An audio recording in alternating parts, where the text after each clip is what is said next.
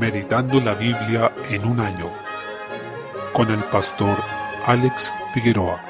Día 25, mes 5, segunda de Samuel capítulo 7. Encontramos el pacto de Dios con David. Este capítulo es clave, es uno de esos capítulos ancla de la Escritura, ya que nos marca otra de las etapas de revelación del Señor, que muestra cómo iba a ser cumplida la promesa de Génesis 3:15, es decir, quién iba a ser ese hijo de la mujer, anunciado en ese pasaje. Aquí encontramos el llamado pacto davídico, que surge a propósito del deseo que expresa David de construir el templo. Así Dios se dirige a David a través del profeta Natán. Vemos que el relato menciona la intención de David de construir un templo al Señor. A partir de esto, el Señor le dice a David que, asimismo como él quiere levantar casa a su nombre, será el Señor quien levantaría casa a David, como vemos en el versículo 11. Luego añade los versículos 12 y 13 que tras la muerte de este rey, el Señor levantaría a uno de su linaje, un hijo físico en quien afirmaría para siempre su trono. Es decir, este pacto arroja más luz sobre la promesa de Génesis 3:15, como ya decíamos, y desde ese primer libro de la Biblia queda claro que no solo sería un hijo de la mujer, sino que sería un hijo de Set. Posteriormente se especifica que vendría a través de Noé en la línea de Sem, continuando en Eber, y para el capítulo 12 se anuncia que será un hijo de Abraham, revelándose después que vendría en la línea de Isaac y Jacob. Para el final de Génesis, Jacob profetiza que vendrá por medio de Judá, en el capítulo 49, y ahora con este pacto davídico se anuncia que será también un hijo de David. Algo fundamental en este pacto es que relaciona explícitamente el reino con el templo, al rey y al sacerdote, encontrándose ambos oficios en Cristo, quien es el hijo de David, que reina y pastorea a su pueblo, y a la vez el sumo sacerdote según la orden de Melquisedec. Dice: yo le seré a él padre y él me será a mí hijo, y si él hiciere mal, yo le castigaré con vara de hombres y con azotes de hijos de hombres, pero mi misericordia no se apartará de él como la aparté de Saúl, al cual quité de delante de ti. Alguien podría preguntarse el porqué de estos versículos si se referían a Jesús, ya que hablan de una posible desobediencia, siendo que Jesús es sin pecado. La respuesta es que con estas palabras el Señor muestra la condicionalidad de este pacto, es decir, el hijo de David debía andar delante de Dios de manera obediente, tal y como lo hizo Jesús, quien al cumplir de manera perfecta el pacto ganó el derecho de reinar como el hijo de David, es decir, como el Mesías, y por eso en la escritura de aquí en más se identifica al Mesías con el hijo de David. Es un título que se le asigna a él porque desde este pacto queda claro que el Mesías, que en griego es Cristo y en español es ungido, aquel que va a reinar para siempre, sería hijo físico de este monarca. Esta condicionalidad tiene otro efecto práctico, y es que desde otro punto relaciona directamente el estado espiritual de Israel con la obediencia o desobediencia del rey. De este modo, el rey impío traía ruina y apostasía a toda la nación, mientras que el rey que hacía lo bueno delante de Dios traía paz, prosperidad y restauraba la verdadera adoración. De lo relatado en los libros de Reyes y Crónicas, queda de manifiesto que ningún rey humano pudo cumplir de manera perfecta la obediencia debida a la ley y a este pacto, lo que causó la ruina y el exilio de la nación, al punto que nunca más fue restablecida la monarquía luego del exilio babilónico. Esto permaneció así hasta que llegó el momento de la encarnación de Jesús, quien vino a asumir el reino como hijo de David. Desde el versículo 18, dado lo anterior, la respuesta de David ante lo expuesto es de alabanza, en la que engrandece al Señor y reconoce cómo él ha hecho de su pueblo algo único. Aquí es importante señalar que no se está hablando de Israel en un sentido carnal o étnico, sino en el sentido espiritual, porque finalmente el Señor reinará sobre el Israel espiritual, que es la iglesia, que no es un reemplazo del Israel físico. El Israel de Dios corresponde a aquellos que han sido circuncidados en su interior, como lo explica Pablo en Romanos capítulo 2 y también en Colosenses 2:11. Este último texto dice que en él también fuisteis circuncidados con circuncisión no hecha a mano, al echar de vosotros el cuerpo pecaminoso carnal en la circuncisión de Cristo. Es decir, se refiere a la regeneración por medio del Espíritu Santo que permite que una persona pase de muerte a vida. Ese Israel espiritual, el Israel de Dios, compuesto por judíos y gentiles que han creído en el Evangelio, es el que permanecerá para siempre. Por supuesto, tal como ocurre con Abraham y con el resto de los patriarcas con los cuales Dios estableció pactos, existe un cumplimiento inmediato, que en el caso de Abraham se dio en Isaac y en el caso de David se manifestó en Salomón. La conclusión natural ante este pacto era pensar que este último sería el hijo de David, que se levantaría para reinar para siempre. Sin embargo, Salomón solo prefigura a Jesús, ya que fue pecador e hizo que su pueblo tropezara en idolatría, mientras que Jesús fue justo y con su justicia compró la salvación para su pueblo. Capítulo 8. Encontramos las señales que da el Señor de que ha sellado su pacto con David, y es que lo bendice otorgándole victoria y dominio sobre sus enemigos, tales como los filisteos y los sirios. Aunque David era experimentado en batalla, este esta expansión de los dominios de Israel no se debió simplemente a su genio estratégico ni a la fuerza de su ejército, sino al poder de Dios, quien estaba respaldando su reino notoriamente, y por eso el texto aclara que Jehová dio la victoria a David por donde quiera que fue, en los versículos 6 y 14. Con esto el Señor también estaba anticipando en David la victoria que Cristo tendría sobre el pecado y su reino en gloria sobre todas las cosas. Salmo 119. Desde el versículo 33, el salmista pide con insistencia al Señor, de distintas formas, que le dé entendimiento y que le enseñe la palabra, que incline su corazón hacia la obediencia y lo guíe en sus mandamientos, que le dé vida para andar en la justicia. Con esto entendemos que la palabra no sería de provecho para nosotros si es que el Señor no nos enseña y no inclina nuestro corazón hacia ella. Debemos pedir a Dios que nos enseñe personalmente y que mueva nuestro corazón a guardar su palabra. Si es así, entonces podremos confiar en que Él nos guiará a cumplir esa palabra en nuestras vidas. También debemos pedir que nos aparte de las cosas vanas y de la vergüenza de la caída, y que en lugar de eso confirme su palabra en nosotros. Desde el versículo 41, esa confianza en la palabra y en la obra de Dios nos permite buscar sus mandamientos y andar en ellos. Es importante destacar que los mandamientos no tienen que ser vistos como una carga ni como una cárcel. Notemos que dice en el versículo 45, y andaré en libertad, porque busqué tus mandamientos. Es decir, todo lo contrario a lo que se suele pensar sobre la ley de Dios, que se entiende como algo que nos restringe o que nos reprime. Pero en lugar de eso, es lo que nos permite tener libertad a través de la obra del Espíritu Santo. Por eso, los mandamientos son para que nos regocijemos en ellos, para que meditemos en ellos y los amemos. Deben estar siempre en nuestra boca, para nuestra propia edificación y para dar testimonio de ellos incluso ante los reyes. Por tanto, no debemos avergonzarnos de la palabra de Dios, sino buscarla de todo corazón y poner toda nuestra confianza en ella. Proverbios capítulo 15, versículo 33. Destacan dos términos. En primer lugar, la sabiduría, la cual siempre va relacionada con la obediencia, por tanto se vincula con la palabra de Dios y con el temor a su nombre, de modo que nadie puede ser sabio sin el temor del Señor, como dice Proverbios 1:7. Y el primer paso para ser sabio es esa reverencia debida a Dios. Por otra parte, destaca la humildad, como algo que debe estar presente en una persona para que reciba honra de parte de Dios. Es decir, solo aquellos que son humildes serán honrados por el Señor, porque el que se humilla será exaltado, pero el que se exalta será humillado, según enseñó nuestro Señor Jesucristo en Mateo 23:12. Juan capítulo 14. Desde el versículo 15 se promete el Espíritu Santo. En este relato de Juan vemos cómo el Señor Jesús se refiere de manera muy específica sobre aquel al que llama consolador o paracletos en el griego, que puede significar ayudador o aquel que conforta. La palabra consolador es más popular porque es la que ocupa la versión Reina Valera, por lo que ha quedado de alguna manera plasmada, pero podríamos decir que hay conceptos que abarcan con mayor esfuerzo o amplitud la obra del Espíritu prometido, que se describe en esa palabra griega en el lenguaje original, que significa, como ya mencionamos anteriormente, ayudador o el que conforta. En esta porción vemos que también se le llama Espíritu de verdad, el cual viene de parte del Padre a petición de Jesús hacia su pueblo. El Espíritu Santo es prometido como aquel que se quedaría con los discípulos. De esto se desprende algo fundamental, y es que el Señor Jesús enseñó a sus discípulos que luego de su ascenso al Padre, ellos no quedarían huérfanos ni abandonados, algo que nos cuesta entender como creyentes porque en ocasiones pensamos que si Jesús estuviera con nosotros, podríamos de alguna manera tener más fuerzas para vivir la vida cristiana, o podríamos vivir más motivados, pero lo que está diciendo este pasaje es que no tenemos a un Jesús de menor calidad, ni nos quedamos desprovistos de herramientas en comparación con los discípulos que sí compartieron con Jesús físicamente. Todo lo contrario, está diciendo que ese Espíritu estará con nosotros para siempre. Por tanto, esa debe ser nuestra esperanza y debemos valorarla, considerándonos como templo de ese Espíritu, porque dice, y estará en vosotros. Además, se aclara que aquel que ama al Señor guarda su palabra. Esto no significa que el creyente vive una vida perfecta, sino que se caracteriza por la obediencia creciente a la palabra y por la madurez espiritual. En consecuencia, no podemos decir que amamos al Señor si es que nos entregamos al pecado, o si es que no tenemos ningún afán de andar en santidad como Él también nos demanda en su palabra. Debemos entender también que este amor al Señor no nace de nosotros, de nuestro corazón pecador, sino que es ese mismo Espíritu, el cual fue prometido, es el que produce ese amor y esa obediencia en nosotros para que andemos conforme a la palabra de Dios. El versículo 26 se destaca porque dice que este Espíritu nos enseña todas las cosas y nos recuerda las palabras de Cristo. Aunque esa obra especialmente la hizo en los apóstoles para que pudieran escribir las epístolas y evangelios, también hay una obra de ese tipo en nosotros, para que podamos andar en la palabra tal como nos señala el Salmo 119. Es importante aclarar que esta venida del Espíritu no significa que antes no estaba obrando en los creyentes, porque no es posible que exista una persona que crea verdaderamente en el Señor, sea antes o después de Cristo, si no es por la obra del Espíritu Santo, el cual es el único que puede producir que un corazón bajo el pecado tenga algún grado de fe y de obediencia al Señor. La diferencia es que la venida del Espíritu a la cual se refiere Jesús sería de tal intensidad, de tanta fuerza, y su alcance sería tan universal que parecería como que es primera vez que viniese, pero eso no implica que antes no haya estado, como nos confirma el Salmo 51. Por último, desde el versículo 27 dice, la paz os dejo, mi paz os doy, y esto implica que Cristo es nuestra paz. Él compró nuestra nuestra paz en la cruz, y eso mismo nos aclara Efesios capítulo 2, 2 Corintios capítulo 5, cuando habla del ministerio de la reconciliación, diciendo que Cristo en la cruz nos reconcilió con el Padre, no tomando en cuenta nuestros pecados, sino que allí murió el justo por los injustos. Por tanto, Cristo es la razón por la cual nosotros podemos estar verdaderamente en paz con Dios. Finalmente, es preciso también preguntarnos cuál es nuestro concepto de paz. ¿Será estar tranquilos sin que nadie nos moleste? ¿Será poder dedicarnos a nuestros placeres o a algún pasatiempo sin que nadie nos perturbe? ¿O realmente nuestra paz es Cristo? Obviamente debemos rogar al Señor para que nuestro concepto de paz sea el que dice su palabra, porque la verdadera paz solamente es la que encontramos en Jesús, y es porque Él nos reconcilió con el Padre. Para la Escritura, esa es la mayor y verdadera paz, puesto que evidentemente si estamos en la condición de enemigos de Dios, no podemos decir en ningún sentido que tenemos paz. Quizá hay una ilusión de paz en muchos, pero Isaías dice: no hay paz, dijo mi Dios, para los impíos, en el capítulo 57, versículo 21. Por tanto, únicamente los que están en Cristo pueden decir que tienen la verdadera paz. Demos gracias a Dios porque nos proveyó este precioso Salvador para que en Él pudiéramos reconciliarnos con el Padre, del cual fuimos separados a causa de nuestro pecado, pero en Cristo, por su pura gracia, fuimos reconciliados.